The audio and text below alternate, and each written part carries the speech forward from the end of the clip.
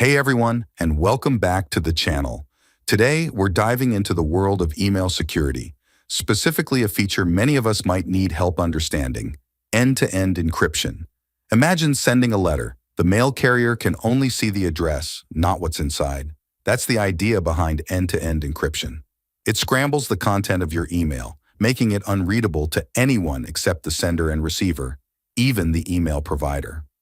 As part 1 of this video mentions, using transport layer encryption alone does not prevent administrators in your or the recipient's company from looking into any email.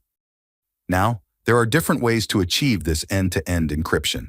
Let's take a hypothetical example. Sandy, the sender, wants to email some important and private documents to Randy, the recipient.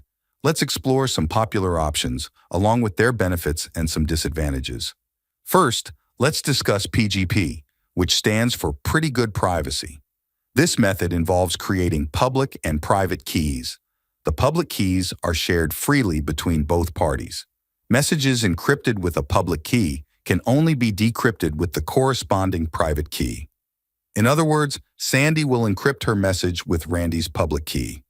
The assumption is that Randy will never share his private key with anyone, preventing everyone else from viewing or modifying the message. Another similar method is S-MIME, which involves purchasing a certificate from a trusted certificate authority. Both PGP and S-MIME have been used to encrypt emails for decades and do an excellent job at what they are supposed to do. On the flip side, they are not very easy to implement. Even some tech-savvy individuals, let alone newbies, do not know how to create public and private keys and configure their email clients to use them for encryption. Additionally, it is common for individuals to use multiple devices to view their emails. Sharing these keys on numerous devices is cumbersome, assuming they all support it. For example, without installing third-party software, you cannot use PGP on an iPhone. This is why the masses never embrace these technologies, even though they are technically very sound. Next, let's talk about 2 more methods that are much easier and commonly used in today's industry. The first method converts a sensitive email to a web-based conversation. When composing an email, Sandy puts a keyword in the message's subject, triggering encryption. The actual encryption is performed using a password provided by Randy, the recipient.